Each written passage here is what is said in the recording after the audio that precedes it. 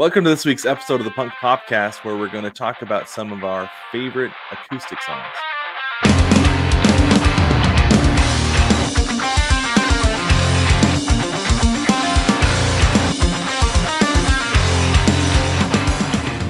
Welcome back to this week's episode of the Punk Popcast. I am Brad, and as always, we've got Jason with us here. Welcome, Jason. Hey. All right. So, like I said before, we're going to talk about some of our favorite acoustic songs here. And this isn't necessarily, they're not necessarily all acoustic versions of traditional songs. Many of them are. I'll be forthright with you on that. But honestly, Jason, like I've said before, I'm a sucker for a bass line, but more so than a bass line, I am a sucker for an acoustic song. It doesn't necessarily even have to be like slowed down. There's a lot that honestly, when I was first getting into punk pop or pop punk and playing the guitar, that I wasn't sure of things that you could do with an acoustic guitar. I thought it all had to be campfire music, singing Kumbaya, whatever. And then I was introduced to pop punk, and I mean, I saw Yellow Card on an all acoustic tour a few years ago. I thought they were going to be sitting on stools. And by a few years ago, that was like 10 years ago, I'll be honest with you. But I thought they were going to be sitting on stools and just playing chill versions of all their songs. But it was like a regular show, just without the drummer. Because LP was off. I think they said he was off taking care of his grandma or something, so he wasn't on tour. So they did an acoustic version of all their songs, but it still rocked just as hard. It was fantastic, and it was a ton of fun. In fact, spoiler, there's going to be a Yellow Card song tonight on this episode. And also, I mean, two of my favorite albums are the acoustic version of Ocean Avenue and when Yellow Card also did a full acoustic on When You're Through Thinking, Say Yes. Like, those are two of my favorite albums by them. I almost like them more than the original just because they do such a great job acoustic, and I feel like very few bands do it better than they do. So I'll chime in real quick with my own personal acoustic experience live in concert. So back in 2013, we went and we saw Fall Out Boy. We drove to Philly to see them. It was 21 Pilots, Panic at the Disco, and Fall Out Boy. And in the middle of the set, they did an acoustic set. They came out, they left the stage, they came out through the crowd, and where we were to the stage was like the middle of the arena, but where we were to the acoustic stage was right in front. Oh, nice. And they did Where Is Your Boy? Now I'm blanking on all the songs they did, but they did like a good 5 songs out there. That's awesome. And it was super cool to like just have that experience. That's really cool. Yeah, that was one of the things I always loved about seeing Yellow Card. Like when they were like headlining or playing one of their bigger shows, you get a couple of acoustic songs out of them. Like one time I saw them live and they played Rocket, and I was like, man, this is awesome. Like they rolled out a piano and everything. It's fantastic. But that's one of the things that I love about like those bigger shows. They have a chance to do that. Playing in small punk clubs, they don't really have the time on stage to do something like that, or really the ability to facilitate that. But that's super cool. That's awesome. And Fall Out Boy is not a band that I would have necessarily made the connection to of like being really good acoustic live. I don't know why, but I can see it now. I can visualize it. Then spoiler alert, one of mine are Fall Out Boy song too. So it is. Yeah. All right, let's go ahead and get started. I'm going to lead us off here, Jason. Jason, if that's okay. Maybe we'll start alternating. I think you're onto something there with that. All right, so the first song we're going to go with here is "Cute Without the E," parenthetical, cut from the Team. Now, this was the very first song I heard off of Tell All Your Friends. Not the first Taking Back Sunday song, but the first song I heard off this album. And if you remember, this is one of my top 3 that I presented in our first couple episodes. I liked Taking Back Sunday until I heard this song, and then I loved Taking Back Sunday. And then when I heard the acoustic version of this song, it took them to a whole nother level for me, because it has a different vibe to it. Because like I talked before about how the regular version of this song, it was a song that I wanted to listen to so badly while I was snowboarding, just because the rhythm and the cadence of the whole thing felt so perfect, just snowboarding through a terrain park and hitting little jumps and going off rails and stuff. But the acoustic version of this song slows down so much that it just makes me want to chill and hang out, which I'm absolutely here for. I love it. I love it so much. A little TBS and chill is what you're saying. TBS and chill, that's right. We might need to make t-shirts. But no, like, and one of my favorite things about this song is that I love playing it on the guitar. Absolutely love it. The finger picking, the strumming on it is just it's fun. I had a friend who I learned it with, and we were going to actually record us performing it together. Like, we knew somebody who had a recording studio. We were actually going to record it. But then I kind of chickened out last minute because I was like, dude, I don't sing like at all. So it didn't end up happening. But anyway, no. So the experience of like learning this song with that friend of mine who is actually no longer with us, that was actually a really cool experience. But the strumming has become the strumming and the picking has become such muscle memory to me that if I'm sitting with my guitar like mindlessly doing whatever, this is what I automatically go to, and I can't help it. But I'm okay with it because it's one of my favorites. So there we go. That's pretty cool. Yeah. This is definitely a favorite acoustic song of mine. Not so much that I want to talk about it, so I wasn't stealing your thunder. But I always like that this is it's a different animal than the version. It's such a the lyrics they resonate differently because the song's so slowed down. As you said, it's chilled out. And I think that's pretty cool. Because you really get to hear, you hear John in the outro singing, "She'll destroy us all before she's through and find a way to blame someone else." You don't really hear that as clear on the electric version as you do the acoustic version. You really have to be listening for it. You have to know it's there. You have to be listening to hear it on the regular version. You're right. Yep. And that's such a great line too. like the outro, the bridge on this song is awesome. Like playing the bridge is one of my favorite things because it's just so mild. It's like da, da, da, da, da, da, da. Like it's off key obviously, but it's really slow and mild, but the words are actually I feel like they're powerful. Hoping for the best, just hoping nothing happens. 1,000 clever lines on red on clever napkins. I will never ask if you don't ever tell me. I know you well enough to know you'd ever love me.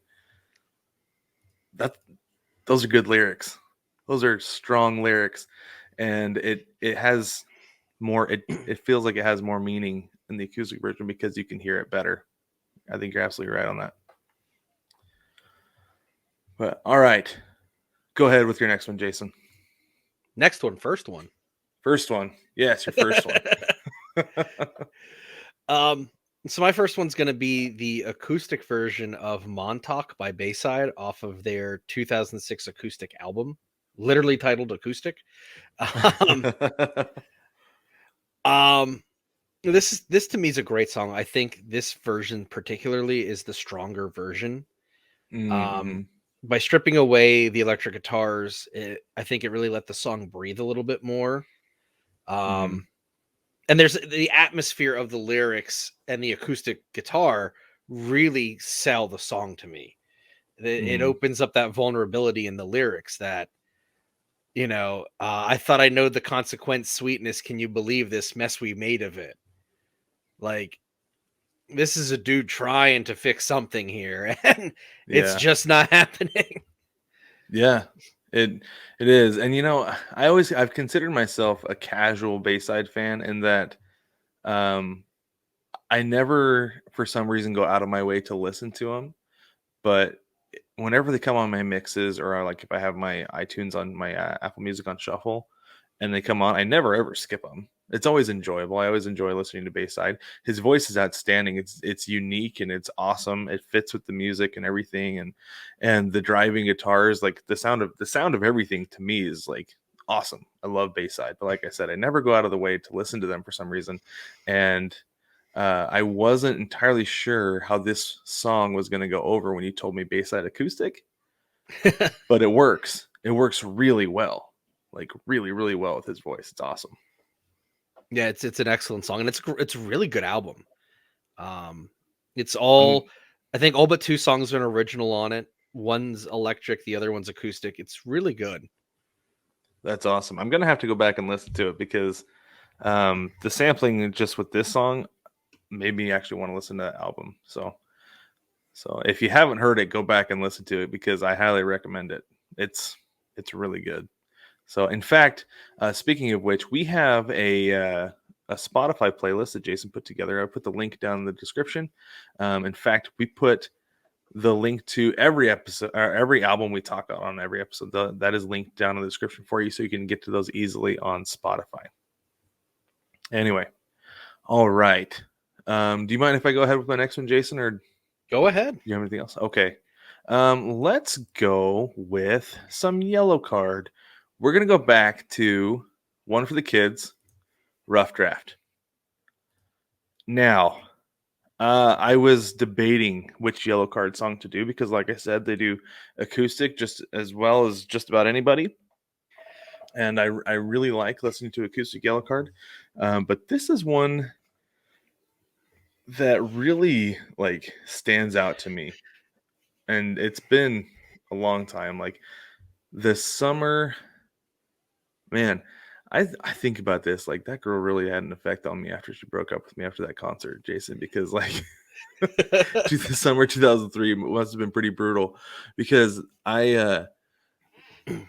what I did after that was I went shopping the next day, did some retail therapy, and I bought myself a shirt. I think I told you about this the other day, a shirt that said lazy, bored, and hungry, seeking a band or girlfriend. Bought myself a t-shirt. It was one of my favorites for a long time. And then the other thing I did was I chose a song that was far beyond my skill level. At this point, I hadn't even been playing guitar for a year, I don't think. Yeah, no, no, not even a year yet. So I was like, you know what? I'm just gonna pick something that I have no chance of learning how to play, and I'm gonna figure it out. And Rough Draft was the one that I was like, you know what? If I need to distract me, this is gonna be the one for me. So I sat down, and it took me most of the summer to get it because there's some really complex picking patterns in here, and I refused to finger pick it because I wanted it to sound consistent with the strumming and everything. So I forced myself to learn it with just individually with a pick. And by the time I got it, I felt like I'd really conquered something, you know? Um, like to me, this is one of the more complex acoustic songs that Yellow Card plays, and it's on their first major release on One for the Kids. And it's awesome. It sounds really it's a great song.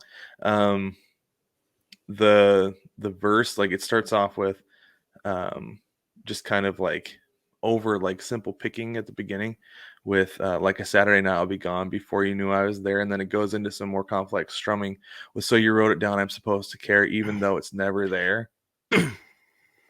That's a good line to me. That's a It good is a line to good start line. off a song. But it's it's a great song about um just I don't know. It always hits me as like a rough breakup, probably because when I was learning the song and everything. But anyway, sorry. Go ahead, Jason. No, no. I mean, there's definitely some really good lines in here, and I think that definitely, um, understanding your life experience and the time with this song. I mean, listening to it and looking at the lyrics. I'll send you the rough draft. I'll seal it with tears. Maybe you'll read it, and I'll reappear.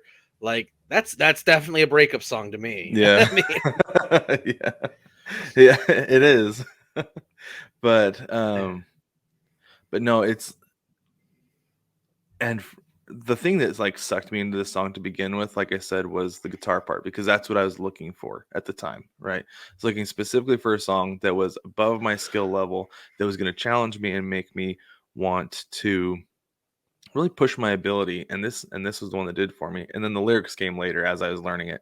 And I had a buddy who's like, so can you sing it while you play it? I was like, no, I can't. And uh, I actually blame a baseball concussion on the fact that I cannot sing and play the guitar at the same time. It's like a coordination thing. I love not it. just not just an inability to sing, but it's also like a coordination thing. And I was like, yeah, I got hit in the head with the baseball a lot, so I'm gonna blame that. But anyway, That's great. All right, with that, let's go ahead and take a quick break. When we get back, Jason has 2 songs left, and I have 1 for you. The None Sports Podcast is the home of sports talk for everyone. Every other week, you can catch David and Jason as they talk about all things sports, from current events to classic moments and everything in between. You can find the None Sports Podcast on Anchor.fm, Spotify, Apple Podcasts, Stitcher, Podcast Addict, and more. Please don't forget to subscribe, rate, and review. 9+ Us presents the Baseball Together podcast with your hosts, Blackjack Brad and Kansas City Little Big Briggy Blue Eyes. Weekly episodes for the entire baseball family where we talk all baseball all the time. Available on all your favorite podcast apps and on YouTube. Come join our baseball family where we do baseball together.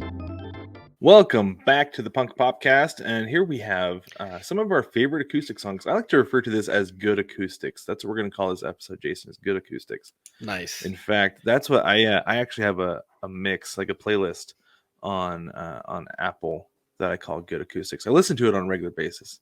All these songs are on it because they ought to be. But anyway, all right, Jason, go ahead with your next song. Go ahead and Okay, yeah. so I'm gonna go with "Staple Gunned" by the Spill Canvas, and this is gonna be off of Punk Goes Pop 2 from 2007.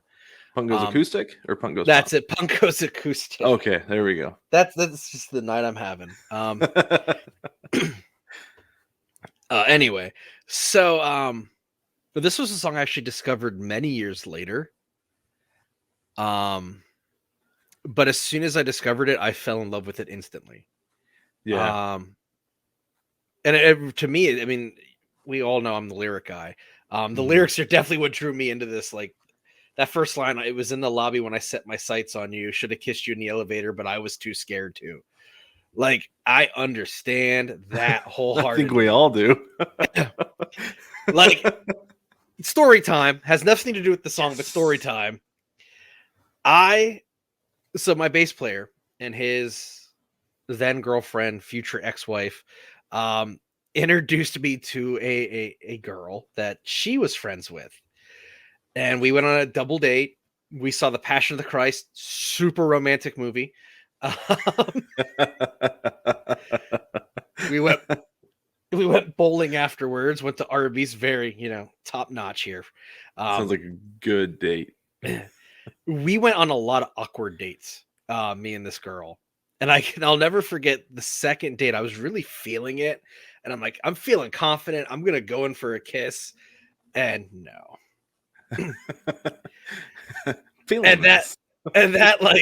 That just set the stage of like being gun shy for a long time, to the point where like I told on the show of our first date, Jamie's like, are you going to kiss me or what? Yeah. Because of that one moment. And that's the thing that's funny is that it only takes one moment for you to be like, nope, not doing that again, right? Nope. Not going to try the tea. Yeah. Yep. Staying away from the tea. Definitely.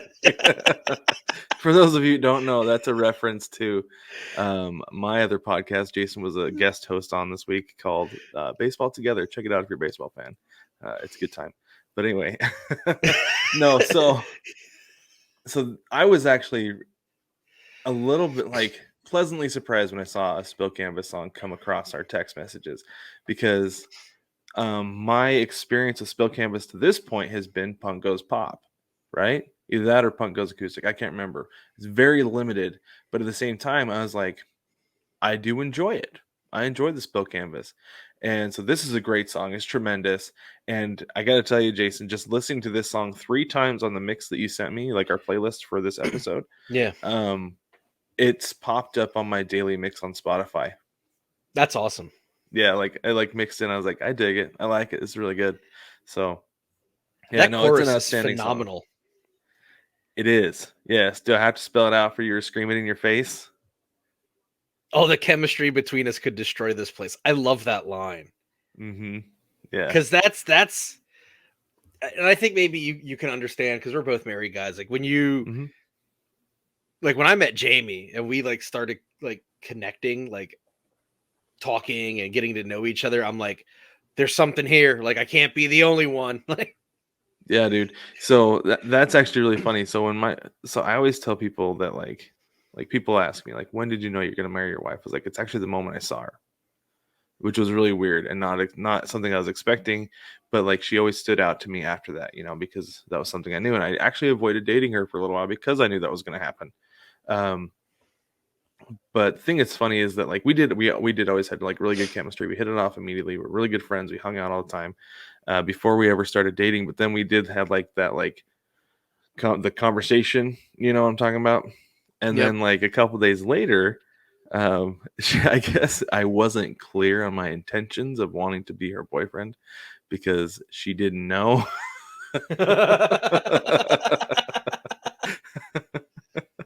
So it led to one awkward exchange and then everything was cleared up. But yeah, that did happen. But no, like for real though, the chemistry between us could destroy this place. Like it was legitimate. Like there was legitimately like really strong, good chemistry between the two of us the entire time that we were friends, leading up to dating and being engaged and getting married and everything. So, but anyway, great song, outstanding pick, Jason. I love it. Good. All right, last one here. So this was a hard one for me because I said before I believe the Yellow Card does acoustic better than just about anybody. Keyword there, just about anybody. In my opinion, Jason, nobody does acoustic better than Silverstein. Now, this song is Burning Hearts, but I have to be completely honest with you. I wasn't sure if I wanted to do Replace You. Aquamarine even made an appearance in there. As for me, their acoustic stuff is just the best. Like, you cannot go wrong with Silverstein acoustic. And Replace You, it rocks equally as hard as the regular version, just in a different way. If that makes sense. No, it does. They change up enough of the way that they do the music on those songs that it does sound like a completely different song. That the only way you really know is because there are certain parts that stay the same, but obviously the lyrics stay the same. So you're like, if you're to listen to them, like listen to a Silverstein album that had a regular version and then an acoustic version of that same song 4 or 5 tracks later, you might just think it was a different song. Like that's how much they mix it up, and what a great job they do with these acoustic versions. So this song in particular, like I can't listen to it just once, ever. For me, it's one of those songs that always has to be played back to back. And if I'm interrupted while I'm playing it, I have to start it over again. I have to listen to it. I love songs like that. Yeah, and this for me is one of them. It's amazing. It's a really good song. I liked the lyrics in it a lot. A promise spoken leaves me holding on. I just can't get a hold of. Why we always hurt the ones we love. Like that's a typical Silverstein kind of lyric. Yeah. But it's a strong chorus. The verses are really good. It's an overall tight song. Mm-hmm. Yeah. And the chorus, and if my body makes it out unscathed and safe from broken vows, a promise spoken leaves me holding on. I just can't get a hold of why we always hurt the ones we love, like you talked about. Like they're such strong lyrics. Like that's one of the things that turned me on to Silverstein was that the music was just like, because I actually hadn't heard Silverstein until Discovering the Waterfront was the first album I heard by them, which is a great album. It's outstanding. It's absolutely amazing. And at first I was kind of like, okay, like I can dig it. But then like the more I got into it, I was like, these lyrics are deep. These are really deep lyrics to go with this kind of music. And I love it. They're I always say bands are like my top 5 favorite bands, but Silverstein is legitimately a top 5 band for me. And part of that is because of what they're able to do from going from their regular electric guitar stuff, switching over to acoustic, the way that it's so well done that I even like last year or 2 years ago was listening to this on repeat on my way home from work. I text my buddy a stoplight. I was like, dude, you got to listen to Silverstein acoustic, because if you haven't, you're missing out.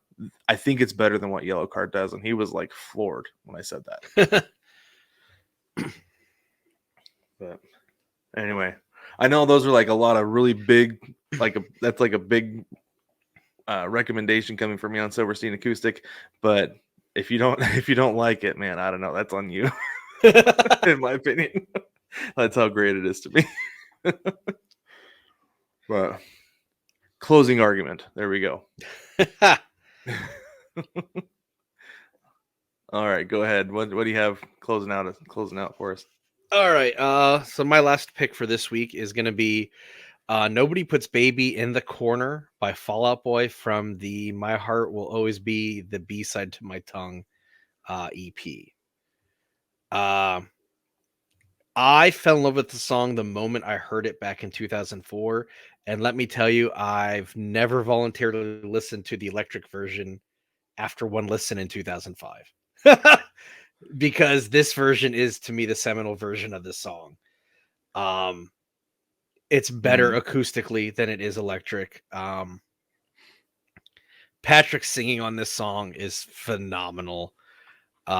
Great Pete Wentz lyrics. I mean, I'll be your best kept secret and your biggest mistake. The hand behind this pen relives a failure every day.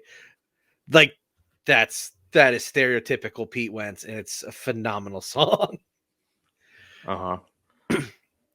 Yeah, go ahead. Oh, sorry. Oh, I was gonna say this. Lyrically, this is one of my favorite Fall Out Boy songs, and it got me from the first verse, the first line, "Drink down your gin and kerosene."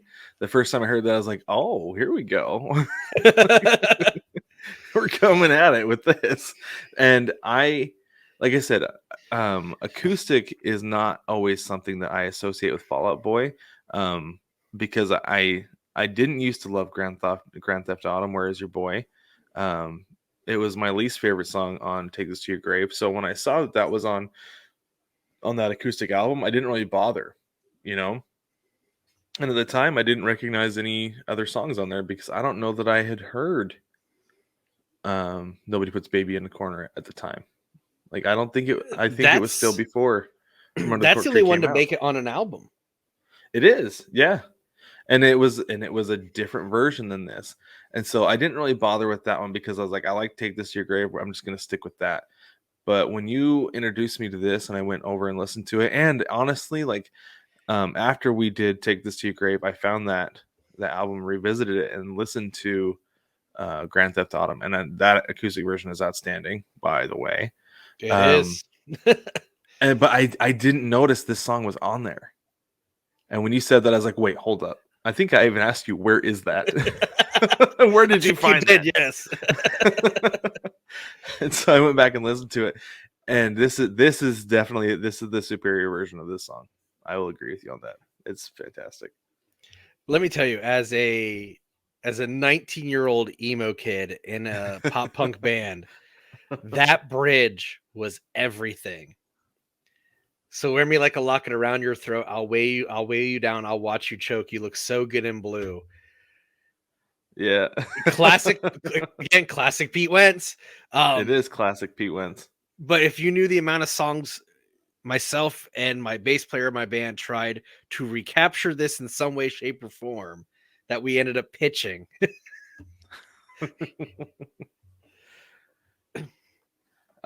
So the chorus, keep quiet, nothing comes easy as you. Like, first off, like, that is funny, oddly relatable. I won't go into that story. But anyway, no. So one time, though, this is a different story than that one. But I had a friend one time tell me to keep quiet, and so I responded with, "Nothing comes easy as you. Can I lay in your bed all day?" And he's like, "I'll be your best kept secret and your biggest mistake." I'm like, "Yes, I know it. Yes, you did it, my guy." But yeah, no, that line though, it took me a while to like realize what that meant. I was like, "Oh, okay." So, anyway, great song. And I love the EP. I mean, I've had that since it came out in 2004, and yeah. I think I still have the DVD with it somewhere because the DVD came with it. It was a CD awesome. DVD. Yeah, That's super cool. I got to tell all your friends the special edition DVD that had like music videos, and I think there was a sample song from June on there too. Oh, Um, really? Yeah, like that's how old school that is. I bought that in. It was like a special edition I bought in 2006, summer 2006. Yeah. So One of my favorite twofers, and this shouldn't surprise you as soon as I say it's 18 Visions. Their final Trust Kill album / first Epic album is technically Obsession because it's a split Trust Kill Epic release. So it has the album and then it has a behind the scenes DVD. And I love when Mudrock, who was the guy producing the album, yells at James for screwing around in the recording studio. I don't know why I love it, but it cracks me up to this day. That's so funny.